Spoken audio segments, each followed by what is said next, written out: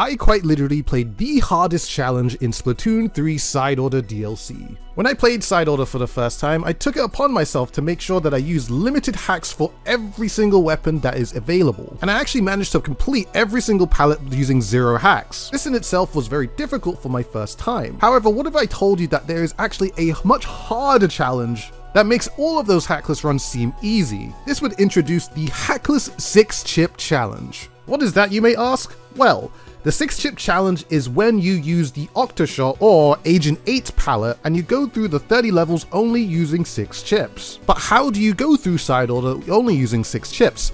Ironically, you have to use hacks, but in this particular run that we're going to be doing, we are going to be using hacks that aren't actually going to help us at all. This means we can't use things like max lives, damage reduction, max armor, all that type of jazz. The hacks that we are going to use in this particular run is being able to show the bosses, because at this point we already know that there's 3 different bosses at floor 10 and 20. It's just like, it's not even something that we don't know. And on top of that, I'm also going to enable vending machine discounts. But dude, wouldn't you say that's actually a helpful hack?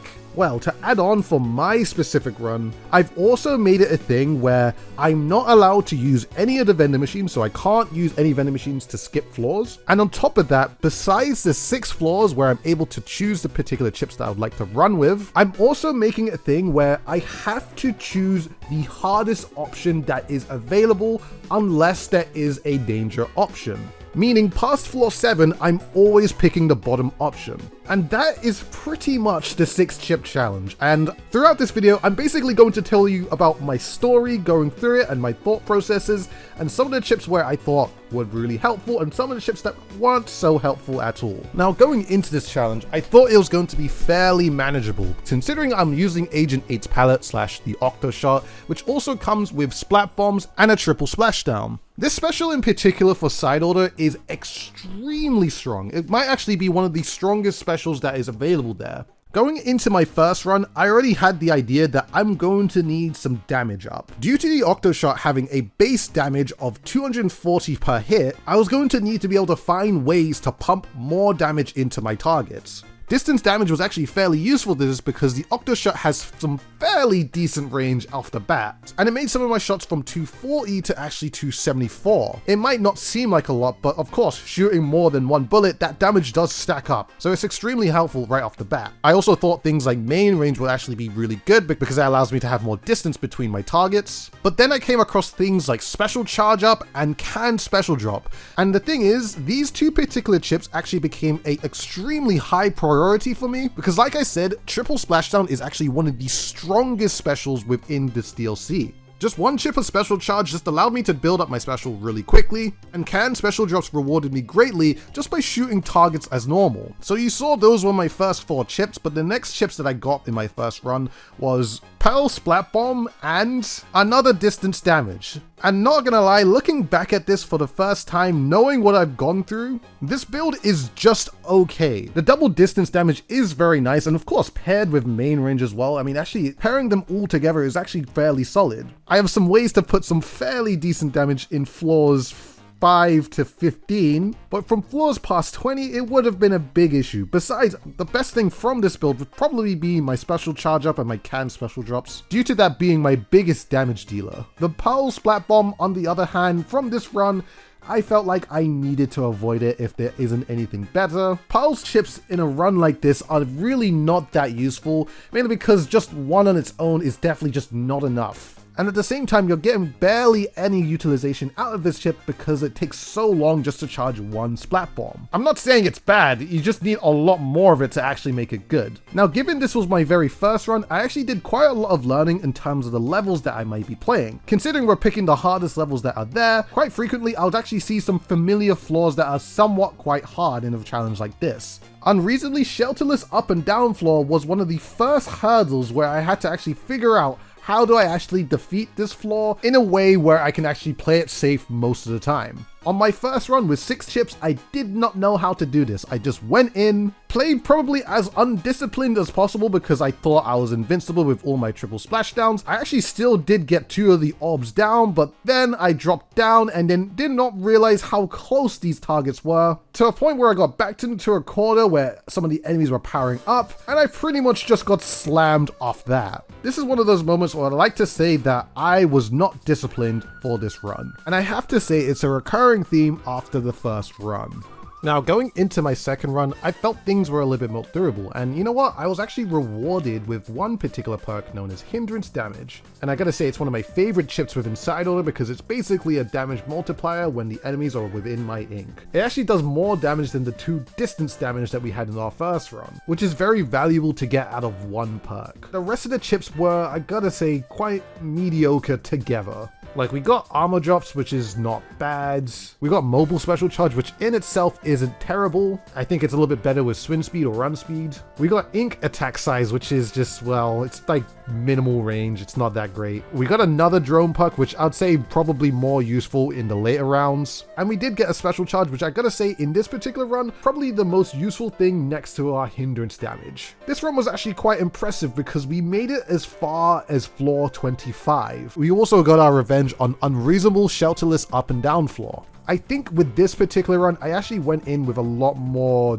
discipline. I made sure to play safe and I guess play with what I had, because to be honest, in this run, I didn't exactly have much. But I think what worked was that a lot of the floors allowed me to actually play in a safe way until I got to this particular floor. Unreasonable Mountain Battlefield Ascent floor. Now, the problem with this floor, and of course my build, is that first of all, I was definitely not dealing enough damage to any of my enemies. So I had to figure out some smart and creative ways to actually like weave around them, because at the same time, there wasn't a lot of space. And also, which made this really awkward, is that there wasn't even a lot of space to even ink. So just trying to get my triple splashdown most of the time was a very hard task. If I did not have hindrance damage, this would have been much harder to do. But either way, my strategy was I'm going to put a slight bit of chip in and try to build my triple splashdown as much as possible and try to spam it to actually allow my way to ascend. While this being my first time, there were several close calls. The thing is, this particular stage is so annoying because so many enemies spawn in a high volume number. But the thing is, I didn't let it stop me. I just continued to play towards the strategy that I knew, even if it took a very long time, and I actually managed to beat this stage. Bear in mind, it took a whole 8 minutes and 22 seconds to just beat this stage with 6 chips like this. Even though this floor took me absolutely ages to complete, knowing that I beat it with the loadout that I had, I felt like that I could take on anything else. Especially puny little hard floors like Eternally Vigilant Soaker Blockade. Now this is somewhat of a spoiler alert because this particular floor is by far the most difficult floor to do with 6 chips. I say this with the utmost confidence because of the spawn rate of all the enemies, the Arpeggio Barrage, which is, well, doubled, and while there also just being almost no way to be able to actually recover enough ink to be able to block the barrage and of course the enemies coming in, and also paint the zone, which was very, very annoying. I was going to try and do my best to get a strategy going of painting and getting special charge and getting my triple splashdown as much as possible. That was seen to be very, very difficult because the enemies paint a whole lot. And unfortunately, your boy fell off the edge. This might be GG. Oh, it's GG. It's GG. Dang it, dude.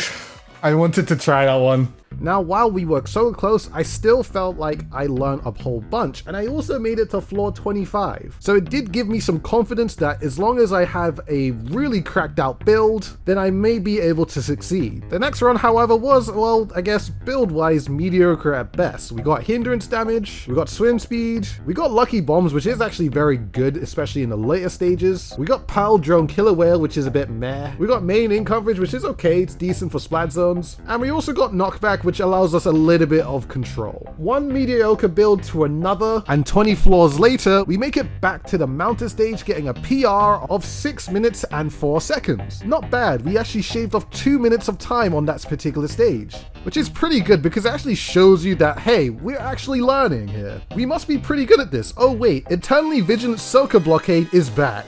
And darn my luck, it's a danger stage. We have no Pearl Drone and we have no item drops. There is a 0.1% chance that I will complete this stage. Playing this one stage again without having Pearl and no might item drops made me really miss Pearl, because I didn't realize how much movement you get just being able to double jump and Pearl glide across the stage, especially if your armor gets broken and of course if you're just trying to just get away from the enemies a little bit quicker. I did not last very long in this stage. As you can see, the enemies completely dogpiled me, which this time I only made it to floor 22. That run was basically doomed from the start. Maybe next run could go better, right? Yes, floor 1, Sticky Ink. One of the best ships you can get in the entirety of a hackless side order run. Sticky Ink has the ability to be able to slow down your targets that are in your ink by over 50%. It's an amazing perk that allows you just to be able to control the game at all times. Ooh, double distance damage. We're getting really rewarded here now. We're going to be able to now pump at least 300 damage into our targets. The rewards keep coming. We get hindrance damage or main range to pick from. Out of the first 4 floors, I still picked hindrance damage because now I'm doing 4 times the amount of damage than before. We get drone killer whale, which is, well, not bad. And lastly, we get armor drops. We get nothing to do with our special charge, which would be very, very helpful, but as long as I can keep my distance and just control the maps, this should be a very good run. With my first 4 chips, I felt invincible, and surely nothing can stop. This can't be it! No! What a throw, dude. Sorry, I was not disciplined. I was not disciplined. I was not disciplined. I was not disciplined. I was not disciplined. Discipline, my friends. Discipline. No matter how good your perks are, you always have to remain disciplined. You should always avoid playing too risky, because at the end of the day, anything can still stop your run. Even on floor 9, which is absolutely insane. So with that, I took it upon myself to become more disciplined, because within the next run we had some new additions. We started off with damage, we had ink attack size, sad. We got to experience main firing speed for the first time, and on top of that, we also got main piercing. These two in combination was actually very, very helpful because it allowed me to actually hit a whole horde of enemies, but also just at a much faster rate with the main firing speed. So I can hit one target and hit the target behind him too. Very, very helpful for a run like this to get some passive damage on, and on top of that, we also had Sticky Ink. So pretty good. Sticky Ink, ink attack size, main piercing, main firing speed, and 2 things of damage. This combination actually looks very, very promising, but at the same time, we also have to remain disciplined. Now, it seemed like doing this challenge, there was kind of a common trend. The first 20 floors were fairly easy, and I felt like I've labbed them enough to understand what these floors want from me. It always came to the final 10 floors that either were very, very, well, not so hard, or stupidly difficult. These particular floors really pushed me to my limits. One of these floors I would like to mention was combined forces striking in unison. This particular floor scared me on other palettes. And personally for me, I thought this was one of the hardest stages for just a regular hackless run. On this stage there are 5 orbs and every single type of enemy. They all spawn, like in the level's title, in unison. So of course what you have to do is take out one orb one by one. And when you do, it actually does get a little bit easier, but at the start it is a lot to handle at once. And especially only using 6 chips, it's a huge ton to handle. Surprisingly though, I actually managed to complete this stage in 2 minutes and 34 seconds. Because you know what? Your boy stayed disciplined. I kept to a plan to always disengage where I don't feel safe and always have some sort of escape option where I can always back off to if things get a little bit crazy. It worked surprisingly well in this map, and I did not think that I was actually going to complete it the way I did. I probably also felt pretty confident, especially with the build I had as well, because I felt like nothing could stop me. We get back to the mountain stage, and personally I think this is actually one of the best builds I had for the mountain stage, because for the first few orbs I was destroying them very, very quickly, and it didn't seem like the enemies were giving me much issue. I think the thing that I was struggling with is that I didn't have a lot of splashdowns to also work with. So it may be a little bit impatient, so no!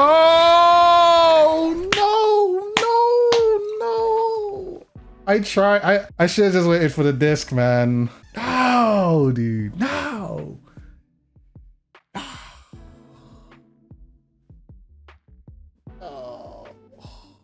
Not like this, man. Not like this. That was like the perfect, like, oh, that was such a good set and we threw it away. I'll try tomorrow. I'm gonna try tomorrow. Not today. I don't want to do it more today. This run broke me a little because the stuff that I had was such an amazing combination for 6 chips. It all works really well with each other in some way. And to lose it on a stage that I've already won on, twice even, it made me feel so done with this. So I decided to go get some sleep and actually try again the next day. 3 days later, and here we just go through a montage of me going through it. Fingers crossed, no lights out and no ink coloring. Yeah, nah. We just have to hope for the best. We're gonna start at the top.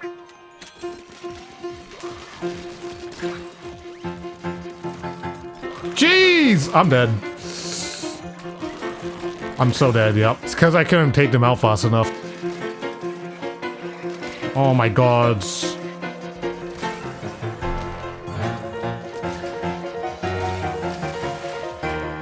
Don't care.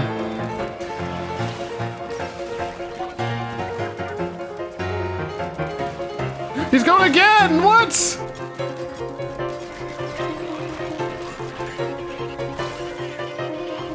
Well, Siphon got me. I'm doing very well right now. No!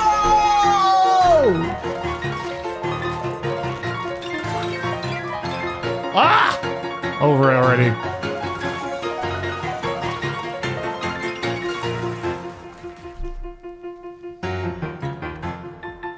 I was not disciplined.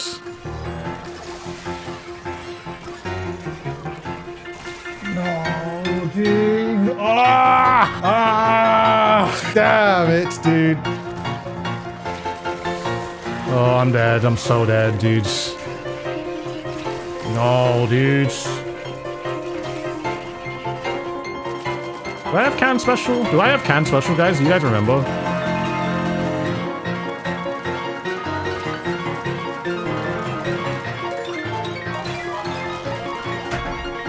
God, oh my god, how do I mess that up right there, dude? Oh, God. We try this tomorrow. We try this tomorrow. I can't believe I messed that up, dude. That was like such a stupid mistake. Oh my god. Thank you so much. Got an idea for Dub Sub, a shirt exclusive ability that gives you secondary subs like fizz bangs, but like super suction bomb, drone glide, skateboard, splatterange, sonar beam sensor, but like small thin killer whale. Dub Sub gives weapons an extra option.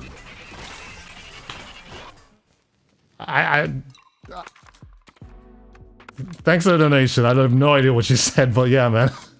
That stage is so difficult, dude. It's actually insane how difficult that stage is. Now, after these days, I started to recognize some things going through the amount of runs that I have. I really dislike snipers in side order. Second thing, I really dislike Pearl drone chips. Third thing, I really dislike zone maps because some can take really long. And fourth thing is just that I'm really struggling to maintain my discipline. I think the special thing about this particular challenge is that every single run that I went in was a little bit different than the other. Obviously, I had a plan in terms of the particular chips that I wanted to pick out, but it seemed like every single run I had to incorporate a different strategy from the limited amount of chips that I had. And it came to a point where it felt like some selection of chips just weren't helpful at all, and some were extremely helpful. And the crazy thing is just that if I didn't have the extremely helpful chips, then I basically was not going to be able to do this run at all. So we went in and through, and we went in and through, and we went in and didn't discipline until we got to this run. This is about 12 hours later of me starting this challenge in the first place. The first chip we get, Can Special Drop, a high priority chip that I said at the very start of this video that'll allow me to use my splashdown almost all the time as long as I'm taking out the enemies really quickly. We also get Hindrance Damage. Like I said, the damage multiplier that allows me to do 300 damage, and it's much better than just having 2 things of regular damage. Very valuable to have in one chip. Our third chip, Mobile Special Charge. Not a terrible chip, but as long as we're on the move, we're able to build special, which allows us to get our splashdown. And also, I gotta say, it's quite nice to have with can special drops, because with one can special and in a little bit of movement, we have a splashdown going. Now, one perk that I did not get to see often in the 21 runs that I did doing this challenge. poison ink. Honestly, one of the most valuable chips within a 6-chip challenge. When your targets are within your ink, they take poison damage. In a hackless run, usually it's around 100, but when you add 1 chip of poison ink, it goes all the way up to 300 damage. This is a huge amount of damage for 1 chip. It basically blows out every other damage perk out of the water here. And of course, pairing that with hindrance damage means that we're going to be doing at least 600 damage most of the time. The only thing that could make this even better is that if we had sticky ink as well, because that's going to allow us to actually control the game much better too. We don't get it on the 6th floor, but we do get a nice selection of things, minus the drone splat bomb, which I'm just definitely not picking. We have lucky bomb drop and canned special drop. Like I said, the can special drop is a high priority for me, but the thing is, since we already have one, and of course on top of that a mobile special charge as well, I decided against going for another can special drop because I felt like having one was enough. I decided to pick Lucky Bomb because it means that as long as I'm able to take out the enemies quick enough, which I should be able to do with the hindrance damage and the poison ink, there should be Lucky Bombs spawning out of enemies, which should allow me to kill a lot more enemies too, but also on top of that, the Lucky Bombs actually produce ink as well. Lucky Bombs, I'd have to say, is also another high priority perk, depending on the build that I had. So with that, and 20 floors later, I came across a bunch of different challenging levels, which I felt like I've labbed quite well at this point. Of course, so many close calls. Some levels were scarier than others, but it's not like I hadn't faced some of these situations before as well. I had come across and overcome some of the hardest stages here, and this time I'm probably doing it with one of the most optimal builds that I had yet. This build allowed me to do damage. This build allowed me to use my splashdown almost all the time. This build also allowed me to paint quite well. And it's not like that this was a walk in the park, because I had to overcome stages like Cruel Sisyphean, which in my previous runs, I always fell short in this one. This is also some of you guys' favorite side order stage as well. I had to overcome a very cruel danger stage, which didn't allow me to have any item drops and a pearl drone as well, and I was finally able to conquer floor 29, which allowed me for the first time ever make it to floor 30. I need you guys to know this, but 20 attempts before this one, there were times where I made it to floor 26, then floor 27, then floor 28, and I also failed once at floor 29. Every single run, there was something where I just fell short of just by a little bit. But the thing you have to notice here is that there's visible progression. Every single run was a lesson that allowed me to become more disciplined and more prepared for the things that I am going to face. It also reminded me of all my previous hackless runs with all the other weapons in the game. Because every single time I made it to Smollusk, I had to learn something new, and all the knowledge of fighting this particular boss made me realize it's not that difficult as long as you play in a certain way. And for sure as hell, it was very helpful for this situation, as I finally made it to this boss for the first time using 6 chips. I kid you not, guys, this particular boss took me 22 minutes to actually defeat. It was a very long battle due to a number of things. Of course, the killer whales, the super chumps, the death reef sliders that King Lusk likes to shoot out as well. Practically everything in this boss can take me out very easily. But the thing that I had with me, like I said from the start of this video, is a whole bunch of discipline. And I made sure that I was not going to be taken out so easily by this particular boss. It may have taken a long time, and I may have been debated quite a few times by particular items as well. We're going all around the world for this one, I'm just saying. No, it's running out! No!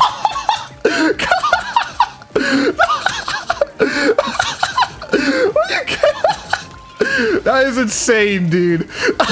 But the thing is, it was 100% worth it, because at the end of the day, I was not trying to play side order again for another 30 floors just to hopefully get a decent build. And also on top of that, at least I can also say that I'm probably one of the very few people that managed to also beat side order with Agent 8 palette with only 6 chips.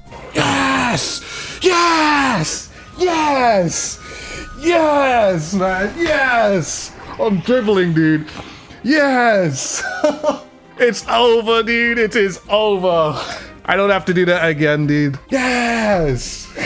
Now, there's probably going to be somebody in the comment section like, oh, I've done this before, it's not that hard, you should blah, blah, blah, blah, blah, blah. And for those particular bunch, I have just got to say, no one cares about you. The thing about this is that I put out a challenge that I set for myself, which I thought was going to be particularly difficult. And yes, it was 100% difficult for me. And to say that I finally conquered that particular challenge is all the satisfaction that I need for myself. Because dang, this actually took me 4 streams to actually do and 12 hours of gameplay just to be able to do it once. And for someone who's only ever played Side Order in a hackless format, this particular challenge and all the caveats that came with it was difficult. I opened this challenge up for everyone. Of course, you already know the rules as I said in the video. I hope you guys enjoyed this story formatted video. And if you did, please, of course, like the video and subscribe to the channel if you have not already. If you'd like to see the run in its entirety, you can check on my second channel called Other Dude, which you should of course subscribe to as well. And that's all I've got to say. Thank you so much everyone for watching this video, and remember to stay disciplined.